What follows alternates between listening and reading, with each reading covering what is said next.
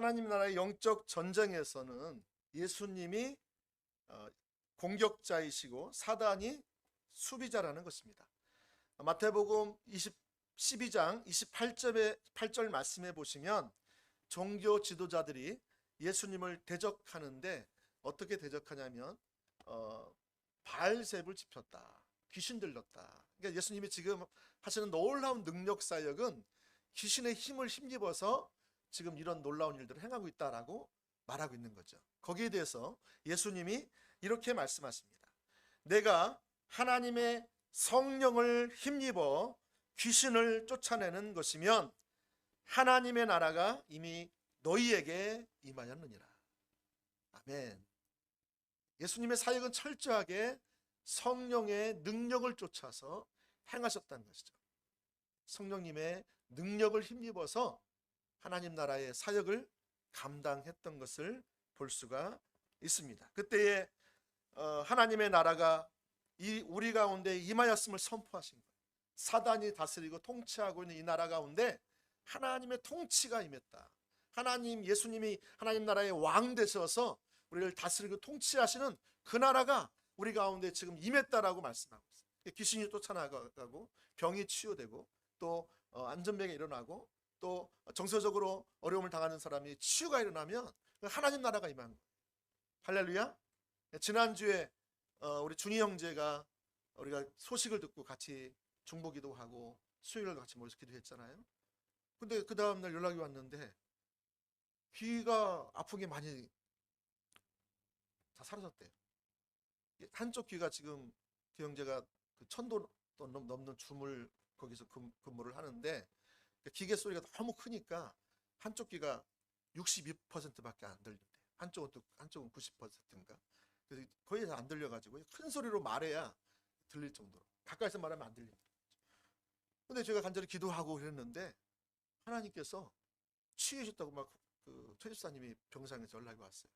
본인도 막 몸이 힘든데 퉁퉁 부어서 지금 계시는데 목사님 그러면서 막 이렇게 치유가 일어났다고. 얼마나 그분이 기뻐하는지 몰라요. 저는 그걸 보면서 하나님께서 지금 우리 가운데 함께 하시고 있구나. 하나님 나라가 우리 가운데 정말 다시 회복되고 있구나. 제가 최근에 말씀드렸지만 하나님 나라가 우리 가운데 회복되기 원하시는 마음을 좀 주시더라고요. 어느 순간 보니까 하나님 나라를 잃어버렸어요. 하나님 나라는 실제하고 그 나라에는 능력이 있고 권세가 있는데 그 나라를 어느 날 잃어버린 채 우리가 세상 나라에서 그냥 살아가고 있는 것, 우리의 모습이 보이는 거죠. 우리 현실이 보이는 거죠. 그래서 하나님의 나라가 다시 회복되길 원하시는구나 해서 우리가 강력하게 예배 시간에 그렇게 기도하고 또 찬양하고 나아갔더니 하나님께서 이렇게 함께 하시더라고. 많은 부분에서 요즘 예배에 나오시면 여러분들이 좀 다를 거예요. 하나님 나라가 함께하는 것을 많이 경험할 거예요. 할렐루야. 그 나라가 더 강력하게 확장되기를 예수님으로 축복합니다. 아멘. 여러분, 그래서 이것은 하나님 나라는 이처럼 우리 가운데 이미 와 있다는 거예요. 그동안 사단은 그 강한 자로서 이 세상은 그의 소유가 되었으며 모든 사람들은 악한 자의 통치 아래서 신음하고 있었던 것이죠. 그런 상태에서 예수님이 공격하여서 이 사단의 나라를 공격해서 완전한 승리를 거두셨던 것을 볼 수가 있습니다. 그래서 하나님의 백성들을 구원하시는 것을 볼 수가 있어요. 여러분, 예수님은 사단이 강한 자로 묘사가 되고 있는데 예수님은 어떤 자로 오셨어요? 이 강한 자보다 훨씬 더 강한 자로 오신 거예요. 여러분, 사단은 피조물이고요, 하나님은요 하나님이에요. 그러니까 세계가 달라요. 하나님 세계가 있고요, 이 피조물의 세계가 있잖아요. 물론 피조물의 세계 중에서도 영의 세계가 있는데 영의 세계가 사단이 있잖아요. 그러니까 하나님의 나라에서 하나님의 그 힘과 이 사단의 힘은 견줄 수 없어요. 당연한 거죠. 하나님이 공격해서 이 사단의 나라를 무너뜨리는 것은 당연한 거죠. 사단은 완전 무력한 거예요. 오늘 함께 본문 말씀도 읽으셨죠? 거기 보니까 뭐라고 그래요? 본문 말씀에 그 나사렛 예수여, 우리가 당신과 무슨 상관이 있나이까? 지금 회당에 귀신 들린 사람이 예수님을 발견하고 이렇게 말한 거예요. 나사렛 예수여, 우리가 당신과 무슨 상관이 있나이까? 우리를 멸하러 왔나이까?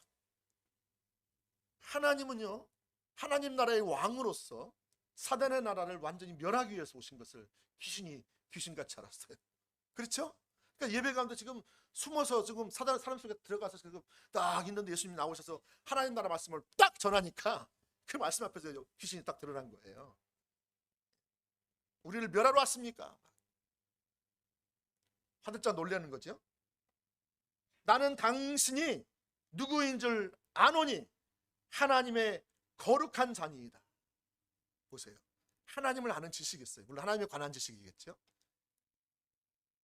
근데 오늘날 많은 사람들이 이 하나님에 관한 지식도 없는 사람이 많아요. 성도들 중에서. 귀신도 하나님에 관해서도 알고 있는데 그는 거룩하시고 그분 두르고 떠는 그런 자세라도 있는데 오늘 하나님 백성에 관한 사람들이 하나님 앞에 예배 드리면서 하나님의 경외함도 없이 예배를 드리는 거 아세요?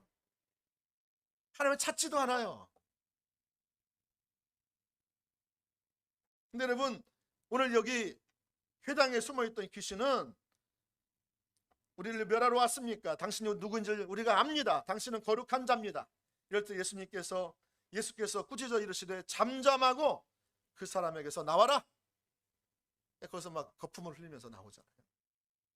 여러분, 하나님의 나라가 임하면 이게 실제입니다. 소꿉장난이 아니, 우리가 뭐 그냥 어렸을 때 소꿉장난 하듯이 그냥 놀다가 뭐 없으면 다 모래 다 없애고 집에 돌아가는 그게 아니라 신앙생활은요 실제예요.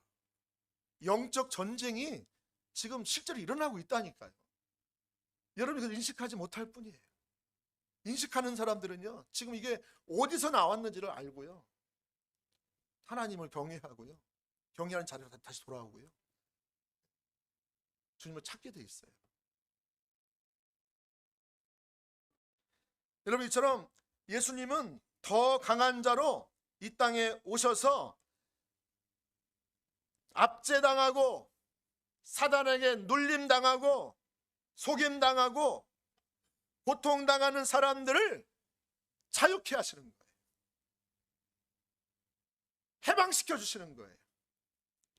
예수님이 오셔서 여러분 어려서부터 아니 어떤 상처로 인해서 어떤 사건으로 인해서 귀신의 통치를 받고 두려움에 떨고 불안하고 죽고 싶고 사는 이유가 없고 이런 사람에게 주님이 빛을 비추셔서 어둠을 드러내시면서 어둠을 쫓아내시는 거예요. 할렐루야. 여러분, 예수님의 최종적인 목적이 뭐냐? 사단에게서 신음하는 자들을 치유하고 회복하고 구원하는 것인 줄 믿으시기를 바랍니다. 하나님은요 근본적으로 우리의 영을 치유하시기를 기뻐하세요. 육신의 치료를 물론 하시죠. 근데 육신을 치료하는 목적이 아니라 영을 치유하시기 위해서 육신도 치유하시는 거예요. 사실 우리가 육신이 아픈 것은 어떻게 보면 영적인 문제가 많이 있을 수도 있어요. 허리가 아프다. 오늘도 아까 허리가 또 아프신 분이 있는지 모르겠죠. 제가 허리가 아프더라고요. 또 가슴이 좀 많이 아프더라고요. 어떤 분은. 여러분, 이것이 육신적으로 그냥 올 수 있지만 그 배후에 이 영적인 부분이 있을 수도 있어요. 다 영적인 부분은 아니죠.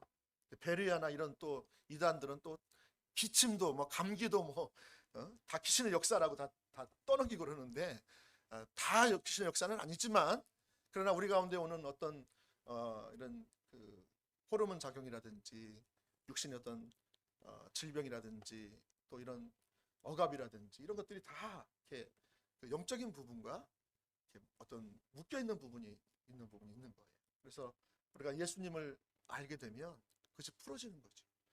우리의 삶이 하나님 중심적으로 삶이 변하면은요, 그게 풀어지는 거예요. 억압에서 자유케 되는 거예요. 네. 할렐루야.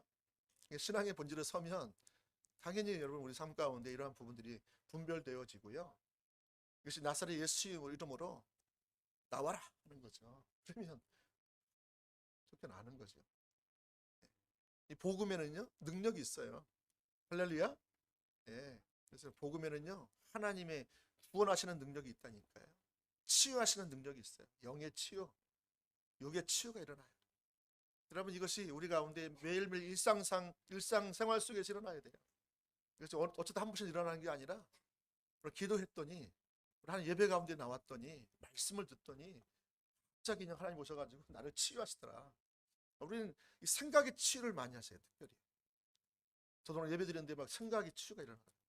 얼마나 내가 왜곡된 잘못된 그 태도를 가지고 있었는데, 잘못된 생각을 가지고 있었는데, 그게 얼마나 그게 잘못된 하나님을 불신한 거지 딱 깨달아졌어요. 제가 막 예배 드리다가 얘기하고 제가 적고, 하나님이 지금 이런 것들을 하시는 거예요. 우리를 만나주시는 거죠. 여러분, 하나님 만나는 게 어디 뭐 우리가 막 그냥 산신령처럼 도포를 입고 막 야, 강시가 이렇게 해서 나를 만나주는 게 하나님 만난다고 생각하는데, 하나님 그분의 막 목소리, 생 목소리를 가지고 막 얘기하시는 거를. 근데 여러분, 그분은 이렇게 우리에게 오셔서 우리를 만져주시는 거예요. 우리 함께 하심으로 그분이 하실 수 있는 일들이 막 일어나는 거예요. 생각이 전환이 일어나는 거예요. 할렐루야. 예, 발상의 전환이 일어나고요. 자, 여러분, 그래서 예수님의 최종적인 목적은 사단에게서 신음하는 자들을 대해서 치유하고 회복시키는 것이 있다는 것을 볼 수가 있습니다. 여러분, 그래서 하나님의 나라는 우리 개인의 영혼 구원뿐만이 아니라 정치, 사회, 경제, 교육, 의료 모든 영역을 총망라해서 이 문화를 구속하려고 하나님이 이 세상에 오신 것을 믿으시기 바랍니다. 이게 선교적 교회의 핵심 메시지예요. 하나님의 나라는, 여러분, 하나님의 구원은 이 모든 전 문화를 구속하기 위해서 예수님이 십자가에서 죽으시고 부활하신 그 능력으로 그 일을 지금도 행하고 계시다는 거예요. 아멘.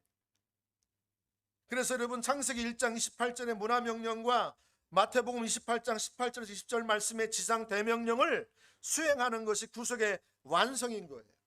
저와 여러분들은 지금도 꾸준하게 우리 영혼들을 위해서 관계전도 명령에 우리가 순종해서 열심히 기도하고 있죠. 그렇죠? 그리고 우리가 주어진 삶의 현장에서 선교사적인 삶으로 무장되어서 정말로 하나님의 선한 영향력을 드러내는 그러한 일들을 하기를 초청하고 있다는 것입니다.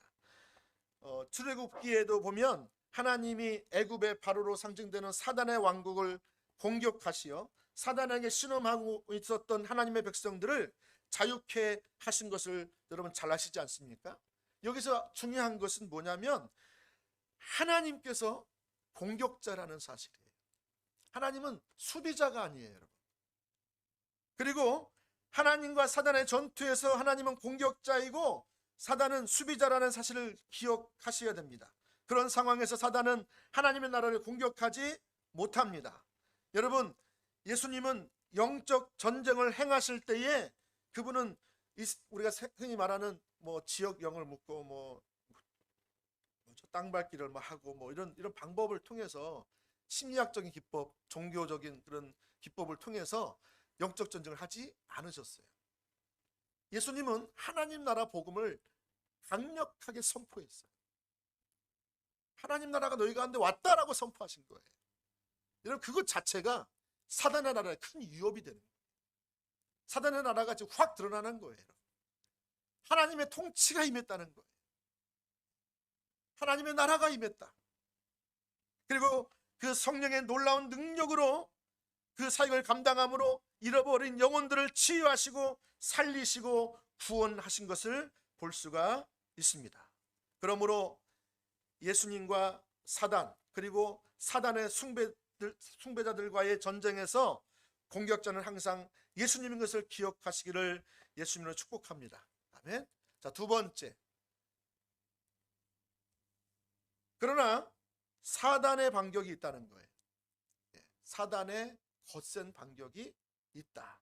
공격자는 공격을 당하면 이제 수비자는 뭐 하는 거예요? 수비를 하는 거죠.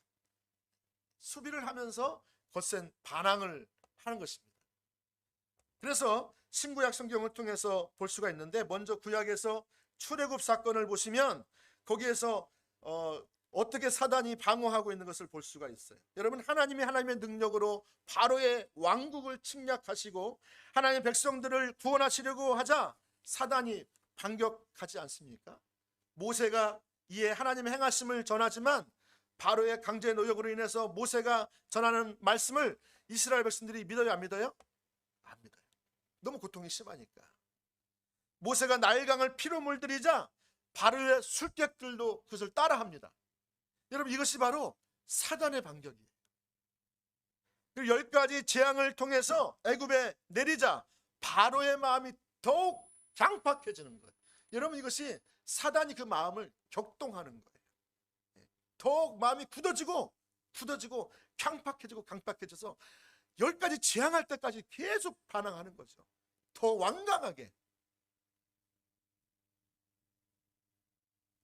결국 마지막 10번째 재앙인 장자의 죽음을 통해서 애굽 전역에 장례식장을 변화버린 거예요. 각 가정마다 다 첫째가 다 죽어버린 거예요. 완전 어둠이 그냥 확 덮어버린 거죠.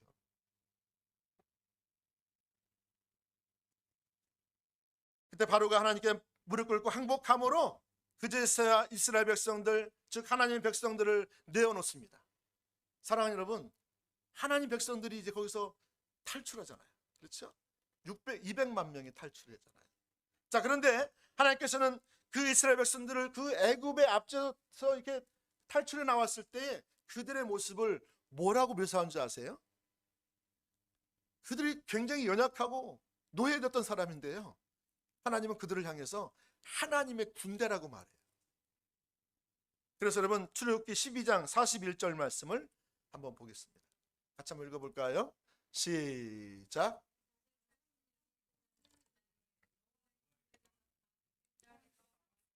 여보세요. 400년 동안의 종살이를 끝냈을 때 그들은 하나님의 군대가 되어서 나왔다. 아니 여러분, 그 오합지졸인 그 이스라엘 백성들이, 노예 생활하는 이스라엘 백성들이 늘 수동적이고 늘 그냥 그 애굽이 도와주지 않으면 안 되는 그런 노예 근성이 쩌들어 있는 그들을 향해서 하나님 뭐라 하셨어요? 하나님의 군대로 그들을 보신 거예요. 사랑하는 여러분, 저와 여러분은 하나님의 군대인 줄 믿으시기 바랍니다. 할렐루야. 나는 하나님의 군대이다. 하나님 나라에 정예화된 군대인 거예요. 빛의 군대. 우리는 빛의 갑옷을 입고 이 전쟁 가운데서 무기를 무장하고 완전 무장하고 하나님의 전신갑주를 입고 나아가서 승리해야 되는 거예요. 할렐루야. 저와 여러분들은 신부지만 무장한 신부예요. 요즘에 영화를 보면, 저도 영화를 전에 지난주도 랜섬 했는데 요즘 여성들이 막 원더우먼, 막 전사, 그죠? 요즘에는 뭐 전에 한번에 헐크 여러분 영화 보셨어요? 녹색 인간 갑자기 화가 나면 막 와 해가지고 이렇게 커져가지고. 근데 요즘에는 그 헐크 누구야? 여자 헐크가 나왔어요. 여자. 에? 슈렉? 헐크래요. 헐크래. 안 보신 분 한번 보세요. 여자들이요 막 무장을 해가지고요 전사가 되는 거예요. 전사. 여러분, 성경에서는 저와 여러분들을 신부라고 그래요. 정결한 신부. 그렇죠? 예수님이 왜 다시 재림하여 오시느냐? 그 재림하여 오시는 주된 목적이 뭐예요? 왜 새하늘과 새 땅을 왜 주시기를 원하세요? 누구에게 주려고? 이 순결한 신부, 거룩한 신부에게 주시기 위해서 예수님이 재림하여 오시는 거예요. 근데 여러분, 이 신부를 가만히 쳐다보니까 이 신부가 완전 무장된, 하나님의 전신갑주로 무장된 신부라는 거예요. 할렐루야. 유약하고 그냥 무너지고 그냥 세상과 같이 더 같아지고 세상 사람과 더 못하게 살아가는 사람들이 아니라 세상 가운데 불러냄을 받은 하나님의 백성, 하나님의 군대로 우리를 부르신 것을 볼 수가 있습니다. 여러분, 사단은 여기에서 그치지 않습니다. 이스라엘 백성들은 이제 그들을 하나님의 뜻으로 인도하는 모세를 어떻게 해요? 대적하게 됩니다. 그러니까 지금 모세를 대적하는데 하나님의 역사 가운데 하나님의 백성들을 구원하시려고 하나님의 일에 동참하여 이스라엘 백성들을 하나님의 목적하는 곳으로 인도하려고 그들을 예배자로 같이 예배하는 신의 산에 가서 같이 예배하는 그곳으로 같이 데리고 가는데, 여러분, 그것을 반대하는 사람이 누구예요?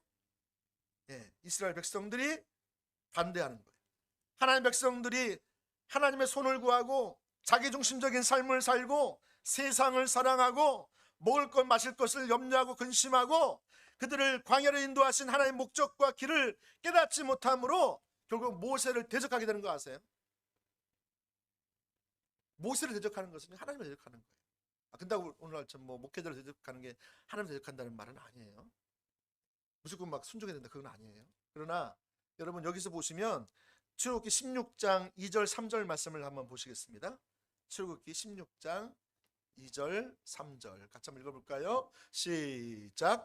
이스라엘 자손 중 회중이 그 광야에서 모세와 아론을 원망하며 이스라엘 자손이 그들에게 이르되 우리가 애굽 땅에서 고기 가마 곁에 앉아 있던 때와 떡을 배불리 먹던 때에 좋았을 것을 너희가 이 광야로 우리를 인도해내어 이 온 회중이 주려 죽게 하는도다. 내가 당신의 인도를 따라서 여기 구원받은 건 감사한데, 애굽에서 나온 건 감사한데 어떻게 우리를 가나안 땅으로 인도해야지 어떻게 이렇게 고생하는 광야로 우리 인도하냐. 그 하나님이 주시는 그 광야를요, 하나님 인도하시는 그 하나님이 주시는 그 광야를 그들은 악한 땅이라고 생각했어요. 그들을 인도하는 모세와 아론을 향해서 대적했어요. 심지어 그들은요 나중에 가나안 땅을 어떻게 해요? 가나안 땅을 이 박한 땅이라고 해요. 그들은 그 땅이 하나님 주신 약속의 땅인데요, 그 땅을 자기들의 생각에 의해서 이 악한 땅에 우리를 왜 보내줬냐 이거예요. 여러분 이것이 사단의 거센 반격인 거 아세요? 그들은 몰랐어요. 자기들이 불평하고 원망하고 자기 뜻대로 안 되어지고 자기가 하나님 이렇게 알았으면 왜 이런 삶의 열매가 없어? 왜 우리를 가나안 땅을 안 보내는 거야? 이렇게 예측했는데 그 삶이 안 되어지니까 당장에 모세와 아론을 원망하잖아요. 여러분 사단의 반격이 만만치 않아요. 우리가 깨어있지 못하면은요 우리도 같이 여기에 합류할걸요. 200만 명이 이렇게 했다니까요.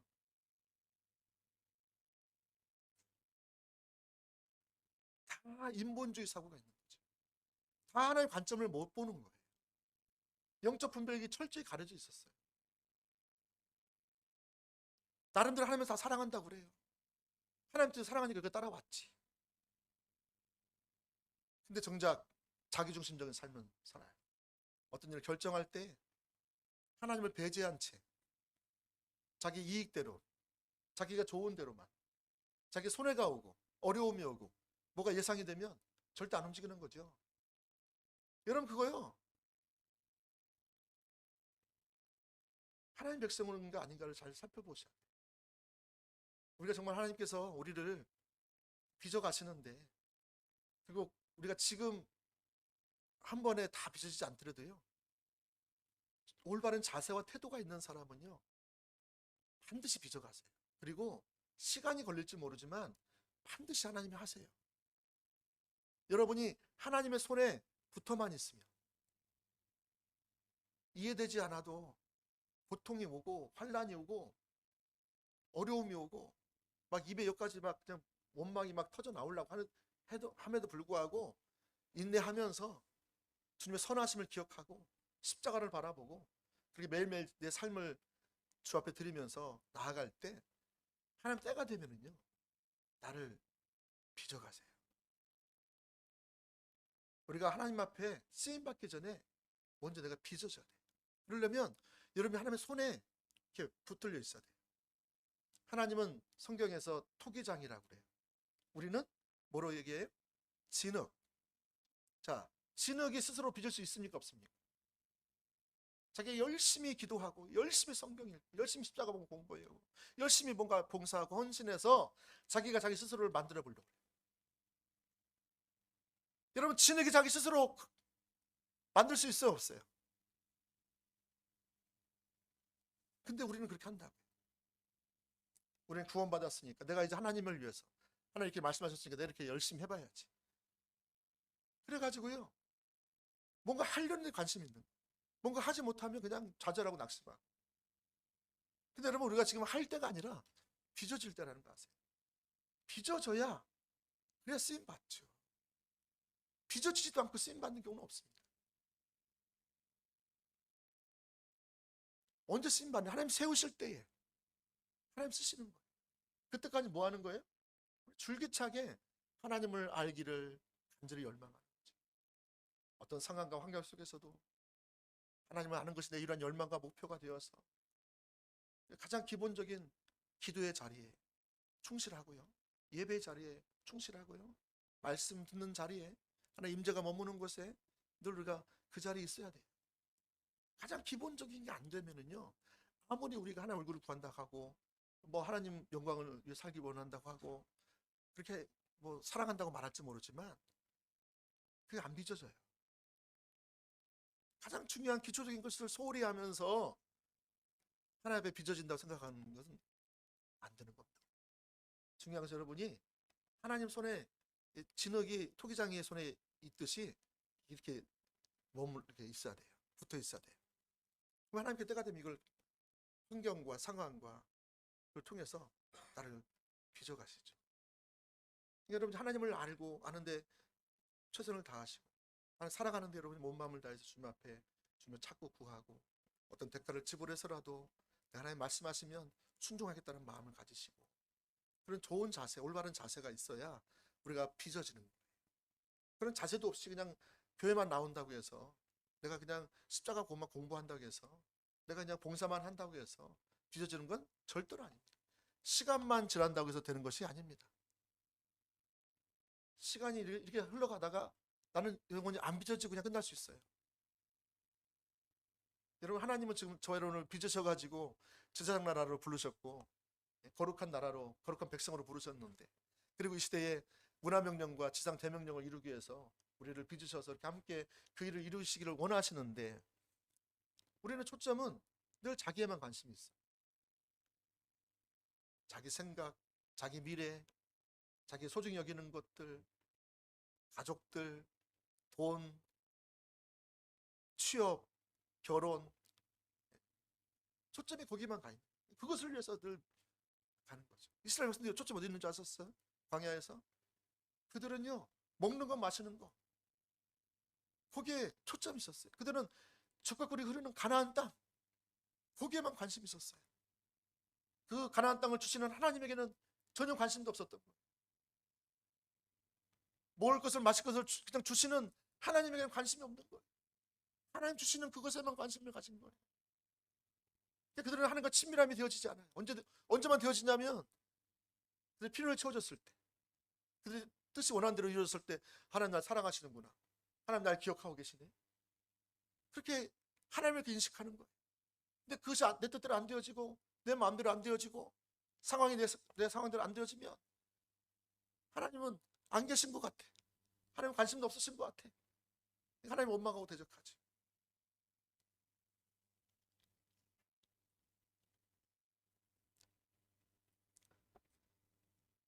오늘 제가 기도하는데 아까 제가 우리 지방에 좀 기도할 부분이 많이 있습니다. 그래서 은혜가 많이 필요한데, 그래서 제가 너무 답답해가지고 우리 아내한테 그랬어요. 어제 그랬나 아침에. 아이고 이번에 기도가 많이 필요한 것 같다고 지방에. 그러니 하는 얘기가 이제 기도하고 찬양하면 되지 그러더라고요. 그래서 저는 그 말이 그냥 싫더라고요. 무슨 그게 무슨 능력이 있냐 이거죠. 목사님 저도 참 불신의 마음이 있는. 저는 그때 몰랐는데 그러니까 예배 드리는데 그게 깨달아진 거예요. 기도하고 찬양한다는 것은 하나님을 찾는다는 거거든요. 하나님을 바라본다는 거거든요. 하나님만 의지한다는 거거든요. 하나님만 내가 알기를 원한다는 거거든요. 하나님 그런 능력이 없습니까? 지방해를 바꿀 만한 능력이 없습니까? 문제를 해결할 능력이 없으십니까? 그럼 무능한 하나님입니까? 근데 제가요 그러고 있더라니까요. 그래서 제가 그 부분 약간 찬양하면서 깨달아지더라고요. 그래서 제가 회개했어요. 내가 하나님의 능력을 내가 기대하지 않고 있구나. 하나님은 죽은 하나님이구나. 지방에는 살아있고 하나님은 죽어있구나. 이걸 깨닫게 하신 거죠. 여러분 지금 이스라엘 백성들의 상태가 이런 상태입니다. 사단이요, 그들의 생각을 통해서 공격하는 거죠, 모세를. 자, 신약에 와서는 또 사단의 반격이 있는 것을 볼 수가 있습니다. 우리 지난주 잠깐 살펴봤지만 예수님의 삶을 보면 사단이 반격하는 그 매뉴얼을 볼 수가 있어요. 자, 사단의 반격 매뉴얼을 보면 첫 번째, 사단은 사람을 통해서 공격해 옵니다. 그 당시 종교 지도자들을 통해서 반격해 오는 것이죠.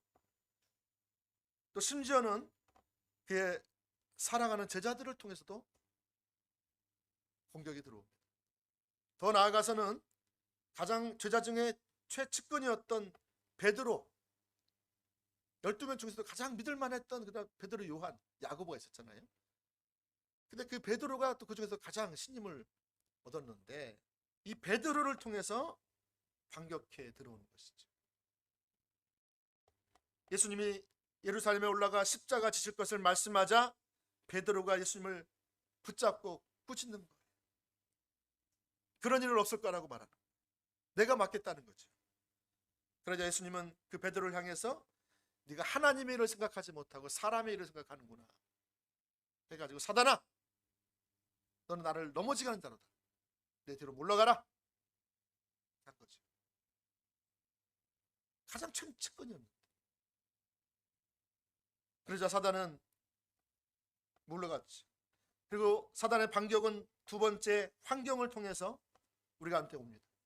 여러분, 우리가 좋은 밭, 가시밭, 돌짝밭, 길가밭 여러분 잘 아시죠? 마태복음 13장에 보면 하나님 나라 비유가 나오잖아요. 하나님 나라 비유. 근데 거기에서 하나님 나라 백성의 마음밭이 소개가 되는데, 좋은 밭의 마음밭이 말씀을 듣고 말씀을 행함으로 말미암아 뭐 하는 거예요? 60배, 30배, 100배의 열매를 맺는다. 근데 돌짝밭과 길가밭은 많은 헌신이 있었고 주님을 따르는 사람들이었죠. 많은 은혜도 사모했지만 그들에게는 그런 올바르지 못한 태도가 있었죠. 뭐가 올바르지 못한 태도였어요? 그들 가운데 재리의 유혹, 세상의 유혹이 왔을 때, 돈의 유혹이 왔을 때 어떻게 해요? 그게 여전히 여실히 무너져 버려요. 그게 바로 그들의 모습이었죠. 돌짝밭이었죠. 또 가시밭이 그것이었죠. 돌짝밭은 어떻게 했어요? 세상에서 예수님을 따르다 보니까, 말씀대로 살려다 보니까 뭐가 예측이 되는 거예요? 환란이 예측되는 거예요. 내가 말씀을 선택하니까, 여러분, 우리가 말씀대로 살려면은요, 뭐가 있어야 되는 줄 아세요? 스티그마가 있어요. 스티그마. 여러분, 말씀대로 안 살면요, 스티그마는 없어요. 그냥 살면 편안하게 살 수 있어요. 문제 없이. 근데 하나님의 임재와 하나님의 능력과 하나님과 동행하는 삶은 생각하지 마셔야 됩니다. 내가 하나님의 말씀을 따라 살려면 반드시 스티그마가 있어요. 스티그마가 뭐예요? 스캔들, 넘어지는 거잖아요. 정계에 있는 사람 스캔들이라면 넘어지는 거예요. 대통령도 넘어지는 거예요. 예수 믿는 사람들이 스캔들이 일어나면요, 다른 사람을 넘어뜨려요. 왜냐하면 이 스티그마는 하나님의 주권이에요. 내가 하나님 주권 가운데 내가 들어가겠다는 거예요. 내 모든 영역을, 내 주권을 내리고 하나님 주권으로 들어가면, 여러분, 스티그마가 있습니다. 반드시 넘어져요, 사람들이. 두 번째, 내가 예수 그리스도 십자가만을 자랑하는, 예수 십자가만을 의지해 나가면, 또 십자가냐? 그게 아니고, 여러분, 어떤 분은 십자가를 알지도 못하면서 십자가 복음을 얘기하면 아는 것처럼 막 귀를 틀어 막고 막 그래요. 십자가 복음 아세요, 여러분? 사도 바울은 평생 십자가 복음을 알고 그 은혜 복음을 전하기 위해 자기 생명도 내어드렸는데, 여러분, 그 십자가 복음 알면 여러분 생명 내드리고 있어요, 여러분? 거기에. 그래서 삶은 안 살면서 판단하고 내 삶은 안 된다 하고 자꾸 부정적으로 생각하고, 여러분, 안 되는 거 주님이 이렇게 하라고 하셨습니까? 그렇게 하나님 뭘 인정하는 하나님입니까? 그렇게 무시무시한 하나님입니까? 그래서 우리가 가운데 평생 죄책감만 살다가 주 앞에 나오라고 하신 겁니까? 그럼 그 말씀하시면 그 말씀대로 살라고 말씀하신 거죠. 살 수 있다는 거예요. 우리의 능력이 아니라는 거예요. 하나님의 은혜로 가능한 거예요. 아멘? 성령의 도우심으로 가능한 거예요. 이게 안 되면 왜 안 되는지 그거 가지고 좀 씨름하고 선생님께 나아가서 도움을 구하고 또 책도 찾아보고 성경도 보고 연구도 하고 다른 사람 어떻게 이렇게 따라가고 있는지 좀 묻고 난 안 되는데 어떻게 되고 있어? 물론 어떤 사람 또 잘 못 열매도 없는 사람들한테 물어봐 또. 그래서 그 사람 듣고 아이고 그렇구나 해가지고 아니 그 사람도 안 써주는데 지금 나도 그 사람 들으면 똑같이 안 써주는 거죠. 안 된다 생각하는 거예요. 사랑하는 여러분, 십자가의 복음은요 모든 믿는 자에게 구원을 주시는 하나님의 능력이라니까요.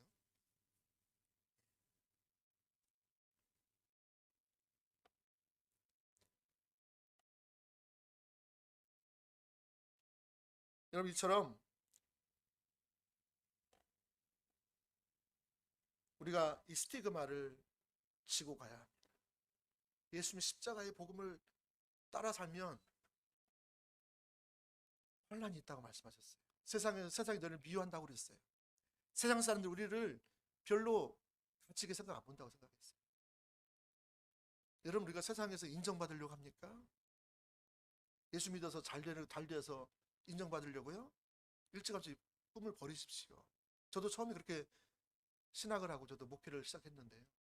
그게 얼마나 타락한 야망인지 모르겠어요. 복음을 팔아가지고 인정받으려고요. 세상 사람들한테. 저는 예수 믿지 않는 집안에 자랐기 때문에 내가 예수 믿었으니까 날 잘 되면 다 구원받을 줄 알았어요. 그렇게 해서 제가 더 열심히 하려고 했었어요. 근데 그게 얼마나 타락한 건지를 보이시더라고요. 우리가 복음을 알면은요 내가 죽는 거예요. 내가 부인되는 거예요. 여러분이 복음을 정말 알면 내 생각, 내 관점, 내 목표, 내 계획 내려지는 거예요. 주님 앞에.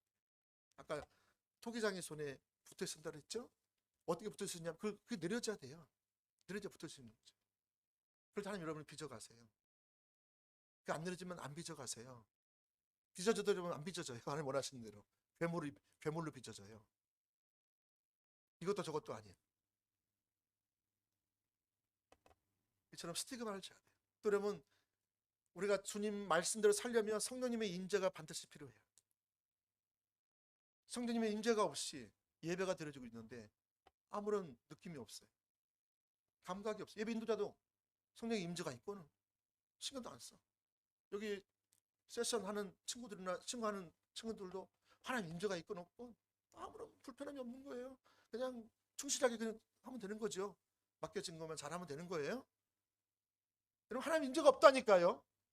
오늘 예배가 없었다는 게 아니고. 그러면 여러분 어떻게 해야 돼요? 지금 내가 뭔가 잘못됐는 거예요. 그럼 주님 은혜를 구해야 되겠죠. 하나님 뭐가 문제예요? 리더가 먼저 찾아야 돼요. 임재가 없으면. 임재가 없어도요. 가정에 임재가 없어. 그래도 주님을 안 찾아요. 나는 잘하고 있다고. 별 문제 없으니까. 큰 문제가 있는 거예요 지금 여러분. 그거요 조금만 지나면 금방 드러나요. 뿌리가 뽑힌 나무는요 지금 당장은 열매가 있어 보이지만요 별 문제 없어 보이지만요 시간만 지나가면요 완전 말라 비틀어져 가지고 다 떨어지는 거예요. 그때는요 수습도 안 돼요. 지금 그런 징후가 보일 때에 빨리 돌이켜야 돼요. 지금 내 말의 혀에서 내가 보는 관점에서 내가 하나님 음성을 내가 듣는 이 음성 듣는 게서 내가 잘 안 되고 있구나. 그러면요 문제가 있는 거죠. 하나님 백성 가운데서 실제가 없으면 하나님은 죽은 하나님이죠. 여러분 주일날 오실 때 다 검정색 정장을 입고 오세요. 내 삶 가운데 이런 정말 임재가 없습니다. 오늘 검은색 입고 오신 분이 몇 분 계시는데 차라리 그렇게도 하세요. 그래 여러분들 스스로라도 인식해서 주님을 찾을 거 아니겠어요? 지금 당장은 문제가 없는 것 같은데 시간만 지나보세요 여러분. 문제가요 엄청나게 큽니다. 그때는 이미 담아낼 수가 없습니다. 끝납니다. 이제 더 늦기 전에 하나님이 지금 여러 루트를 통해서, 여러 경로를 통해서 여러분, 사람을 통해서 말하고, 성경을 통해서 말하고, 안 믿는 사람을 통해서 말하기도 하여, 환경을 통해서 말하기도 하여, 재정이 지금 막 말라져가고 있어요. 근데 하나님과 친밀한 가운데 있으면 여러분, 부의 회복이 오래 있다고 하나님 영광을 나타내는 교회에서 말씀해 주셨는데, 이거 회복이 일어나지 않는다. 그러면 여러분 가만히 있으면 안 되죠.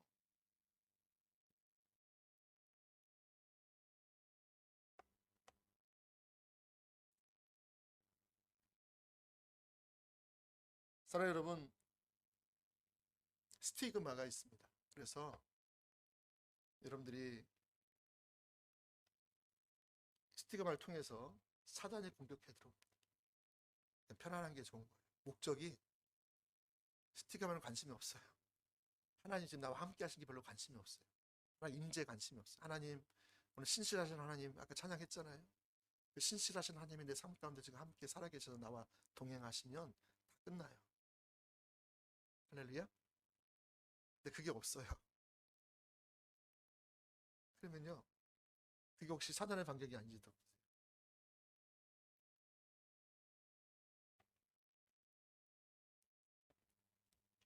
또 세 번째로 사단이 우리 가운데 반격하는 매뉴얼 세 번째는 부정적인 생각이라고 말씀드렸어요. 사단은 가치관뿐 아니라 생각을 통해서도 공격해 옵니다.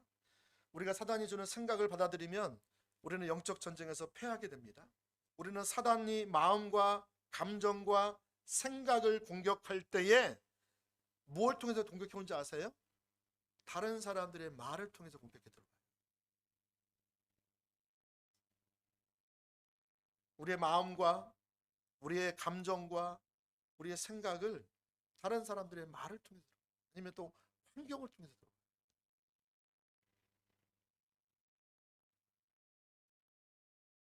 사단은 하나님을 따라가는 우리에게 부정적인 생각을 넣음으로 우리를 낙심케 합니다. 부정적인 생각이에요. 그걸로 낙심케 되는 거예요. 그렇게 해서 예수님을 따라가는 것을 포기하게 만드는 것입니다. 주저앉게 만드는 거예요. 그리고 가장 심각한 공격은 무엇이라고요? 내일 하지 뭐. 지난주에 말씀드렸죠? 내일 하면 될 거 아니야. 내가 안 하는 것도 아니야. 오늘 내가 피곤해서 그래. 내일 할게. 내일 한다니까? 내일 다가오면 내일 있습니까? 없습니까? 내일이 없다니까요. 근데 사단은 내일이 있다고 믿어요. 믿게 만들어요. 내일은 없어요, 여러분. 오늘이 마지막인 것좀 사셔야 돼요. 우리는 오늘을 살 뿐이에요. 하나님에게는요, 현재만 있어요. 인간에게는 과거, 현재, 미래가 있지만 하나님에게는 현재만 있어요. 현재적인 관점을 가지고 말씀해 보세요. 그분은 미래의 일도 현재적으로 말씀하세요.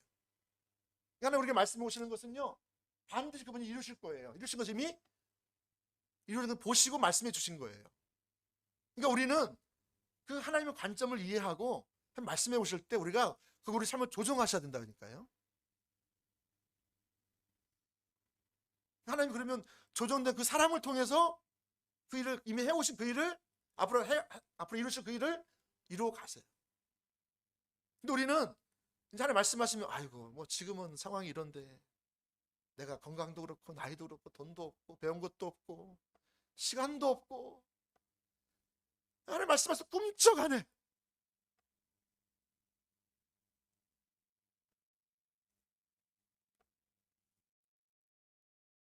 내일이 없습니다.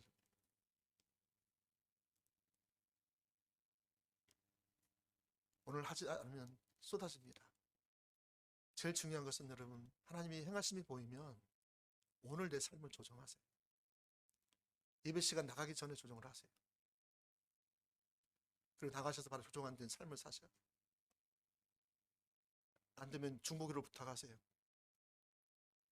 저기도 기도 부탁 좀 하세요. 저기 기도 부탁하는 분이 별로 없어요. 제가 기도 능력이 없나 봐요.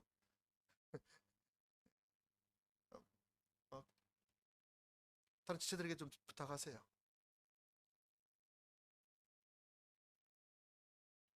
혼자 안 되면 같이 하는 거예요. 이제 교회가 필요한 거예요. 만약에 여러분 나 혼자 신앙을 잘 할 수 있다면 교회가 필요 없어요. 교회 공동체가 왜 필요해요? 우리가 서로가 서로에게 영향을 주고 영향을 받게 돼 있어요. 내가 힘들고 어렵고 뒤처지고 안 보이고 낙심되면 옆에 있는 지체들이 와서 나를 기도해주고 격려해주고 힘을 내라고 말해주고 그들을 하는 거죠. 그래서 내가 마지못해 하다 보니까 또 다시 회복이 되는 거예요. 어느 순간. 그리고 내가 또 어느 순간 회복되면 또 다른 사람을 내가 또 돌볼 수가 있어요. 그 사람이 힘들고 어렵고 그러면 또 내가 또 가서 이렇게 할 수 있잖아요. 그래서 우리가 서로가 서로에게 붙어 있어요. 우리가 서로에게 서로가 이렇게 운명이 이렇게 붙어 있다고요. 영적인 가족이잖아요. 피보다 더 강한, 더 진한 영적인 가족이잖아요. 생각을 나누시고, 고민을 나누시고, 죄를 나누시고, 어려움을 나누시고, 그걸 하셔야 됩니다. 오픈하셔야죠.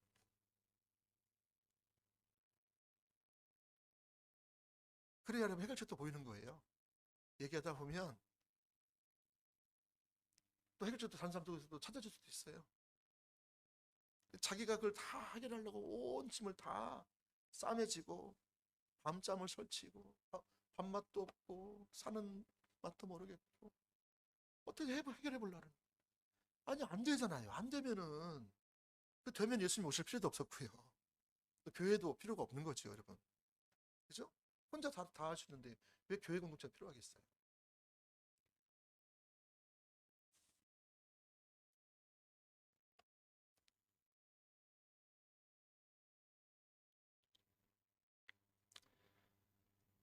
그래서 여러분 마태복음 12장에도 보시면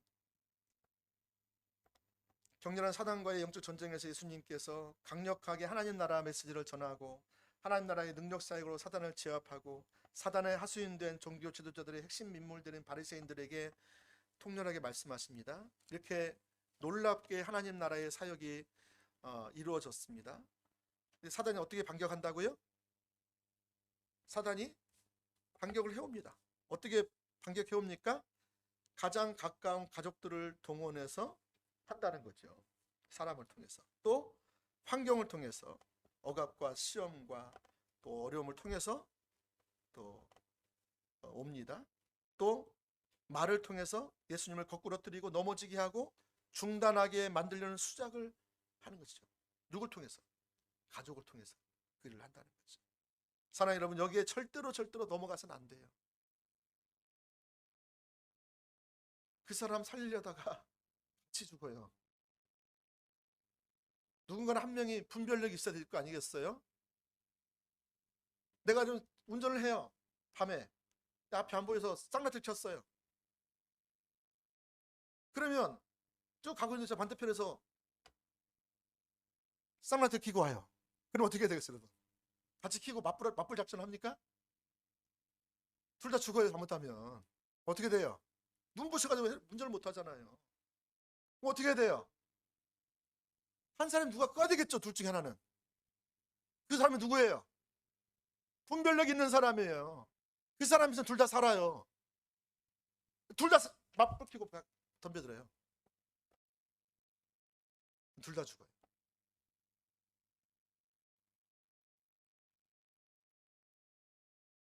누가 그렇게 들어오면 훅 들어오면 쌍라이트를 끄세요. 당장 힘들 수 있어요. 어려울 수 있어요. 관계가 서운해질 수 있어요. 근데 여러분, 하나님의 길과 기준을 설 때만 회복이 일어나요. 거기 하나님의 영광이 임하세요. 거기에 회복이 있고 부흥이 와요. 근데 하나님의 기준에 안 서 있으면은요, 어떤 것을 잘해도요, 회복이 안 돼요. 당장은 좋은 관계를 맺을 수 있고 괜찮아 할 수 있겠지만 회복이 안 돼요.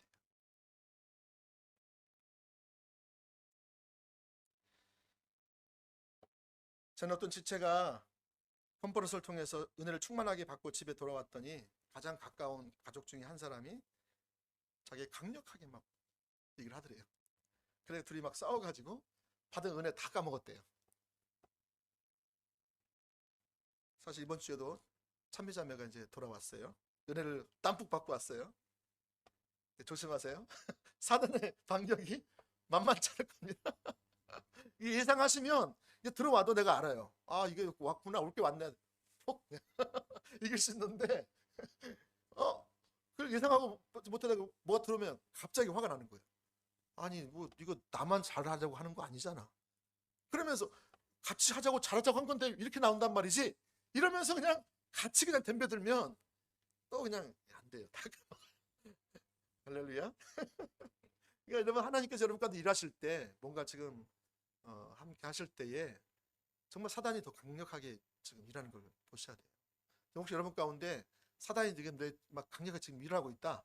그러면 여러분 지금 분명히 하나님께서 여러분 하나님 가운데 있는 거예요. 아멘. 나는 하나님 문제가 없고 나는 하나님 열매도 없고 나는 뭐 제대로 되는 게 없고 아니요. 사단의 반격이 여러분 가운데 계속 있다면 그 분명히 여러분 하나님 가운데 있는 거예요. 하나님 손에 지금 머물러 있는 거예요. 이게 눈에 보이지 않고 귀에 들리지 않고 잘 깨달아지지 않을 뿐이지. 할렐루야. 그때 여러분이 이 예방주사를 딱 맞고 나면 올 게 왔구나 해가지고요. 여러분이 육신으로 반응 안 하고 육신의 생각으로 반응 안 하고 육신의 감정으로 반응 안 하고 할렐루야. 하나님의 기준으로 여러분이 반응하게 돼요. 그러면 승리하게 돼요. 우리 교회 가운데 지금 하나님 나라가 다시 회복되기를 원하고 계시는 것 같습니다. 개인과 가정과 직장과 캠퍼스와 나라 가운데 하나님의 나라가 능력과 성령과 확신으로 놀랍게 임하기를 원하시는 것 같습니다. 그래서 요즘에 특히 가정을 위해서 많이 기도하게 하시더라고요. 그래서 제가 사실은 리더십 이 기도를 토요일 날 리더 기도 연합 기도 모임을 시작한 것은 하나님께서 각 가정을 위해서 기도하라고 하시는 것이 있어요. 아주 깊은 말씀이 있었어요. 가정을 회복하기 원하시는 부분이 있으셨어요. 근데 그러려면 여러분이 회복돼야 돼요. 나는 리더가 아닌, 지금 제가 말하는 것은 꼭 어떤 기관에서 리더를 맡은 사람만 말씀드리는 게 아니에요. 여러분 집안에서 여러분이 자녀를 키우고 있다면 여러분이 리더예요. 여러분이 회복돼야 된다니까요. 지금 하나님은 여러분 가정을 지금 회복시키기 위해서 이것을 말씀하셨어요. 어떤 분은 이거 다른 데도 많이 가고 있는데요. 예, 좋아요. 축복합니다. 근데 이게 제가 모임을 하나 더 만들어 가지고 여러분을 더 기도시키기 위해서 제가 한 것이라면 제가 하나님 앞에 제가 큰 매를 맞겠죠. 제가 여러분을 조정해서 더 많이 모이게, 저는 거기에 관심 없습니다. 저는 하나님이 하시는 일에 여러분에게 알리고요. 여러분 초청하고요. 여러분이 물론 그 선택해서 오시는 거예요. 근데 오실 만한 분들이 안 오시면은요, 제가 마음이 많이 힘듭니다. 아니, 많이 오지 않았기 때문에 힘든 게 아니에요. 그래서 여러분 오해하지 마세요. 어떤 분은 그래 목사님이 저 힘들다니까 내가 나가줘. 이래서 나오시면 절대 나오지 마세요. 차라리. 저는 그거 원치 않습니다. 정말 여러분이 우리 가정이 다시 복음으로 회복되기 원한다. 하나님 나라가 다시 임하기를 원하고 하나님 나라 통치가 다시 있기를 원한다. 그게 깨달아지신 분만 오세요. 할렐루야.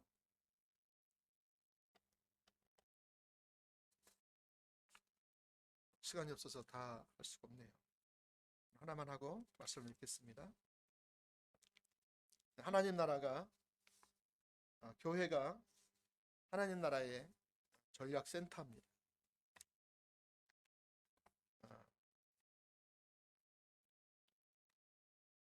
교회는 하나님 나라를 증거하는 곳이고 교회는 하나님 나라를 확장시키는 도구입니다. 하나님이 이 시대에서 일하시는 최소 단위가 교회입니다.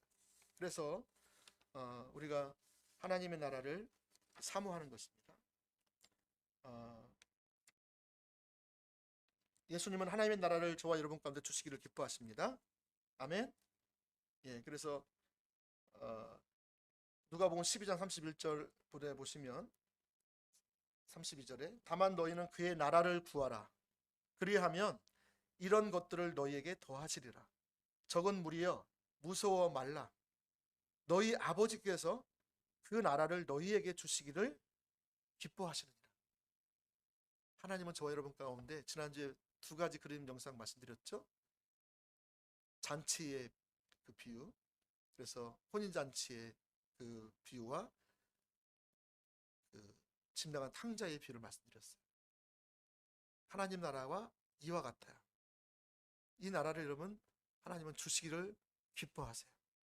여러분 개인과 가정 가운데, 여러분 직장과 또 캠퍼스 가운데, 모든 삶의 현장의 사업장 가운데서 그 하나님의 나라가 임하기를 원하시는 거예요.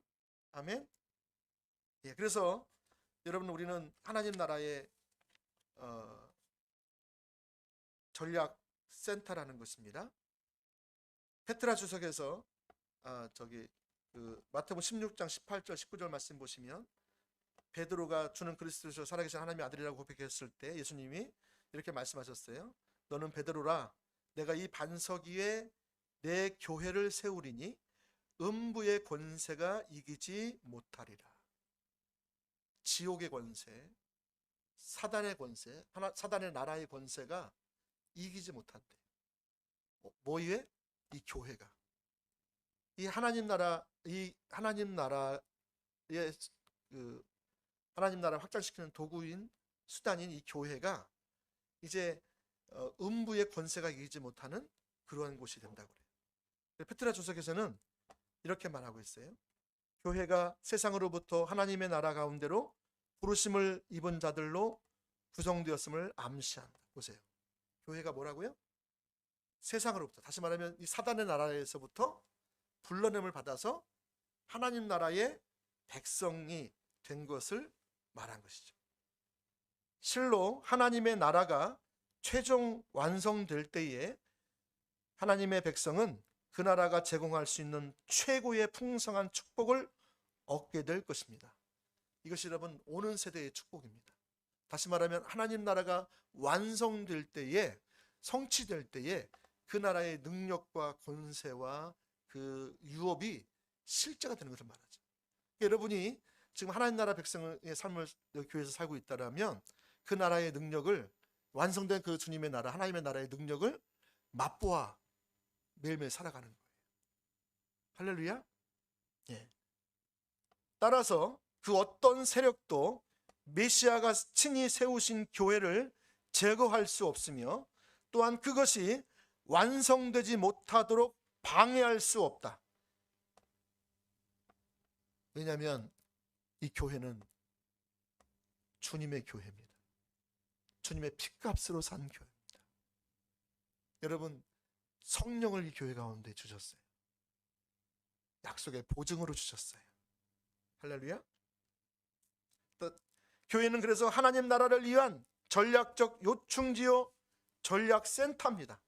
이 교회가, 저와 여러분이 이 하나님 나라가 확장되는 그 일을 위해서 이 교회가 하나님 나라의 전략적 요충지라는 거예요.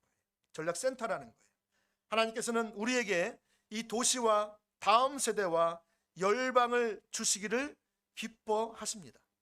사실 이 일을 위해서 우리 교회를 부르셨습니다.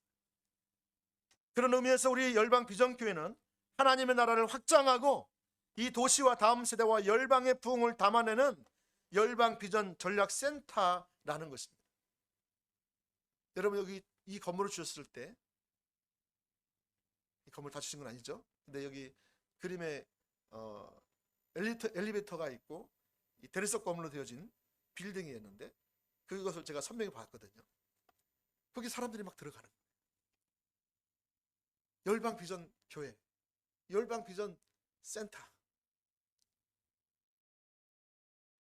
24시간 365일 하나님의 부흥을 위해서 기도하는, 하나님 일하실 때 온 삶을 동참하여서 이 도시를 섬기고 다음 세대를 섬기고 열방을 섬기는 그러한 교회가 되기를 원하시는 것을 제가 알게 되었습니다. 어제 아침 6시 30분에 대구에 있는 영남대학교 군사학과 학생들 40명을 만났다고 말씀드렸죠. 저는 그것이 너무너무 기쁘더라고요. 옆에 있는 어떤 분은 그렇게 기쁘세요? 그러시더라고요. 기쁘더라고요. 저는. 10년 보고 채증이 확 내려가는 것 같더라고요.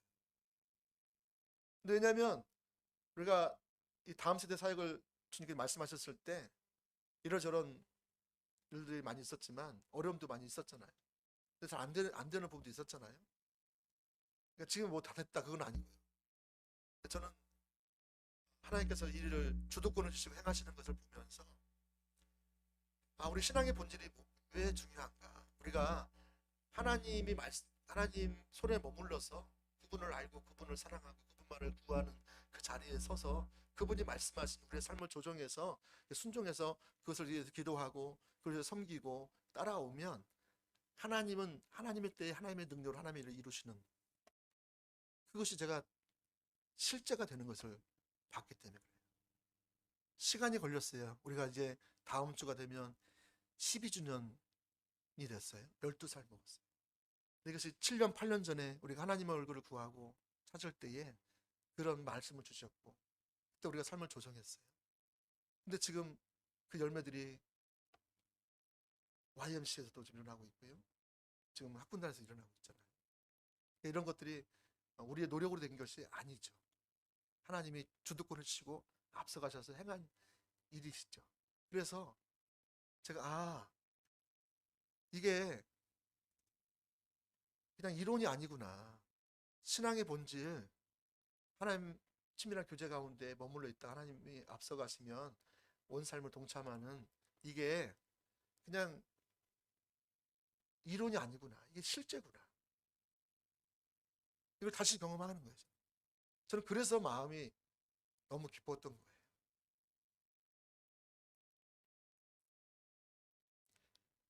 앞으로 해외에서 온 선교사님들 자녀들, 또 목회자 자녀들, 또 열방에서 온 해외 유학생들 섬길 부분이 또 너무 많습니다. 그래서 우리 초점은 근데 거기에 있지 않아요. 사역에 있잖아요. 하나님의 뜻을 이루는 데 관심이 있어요.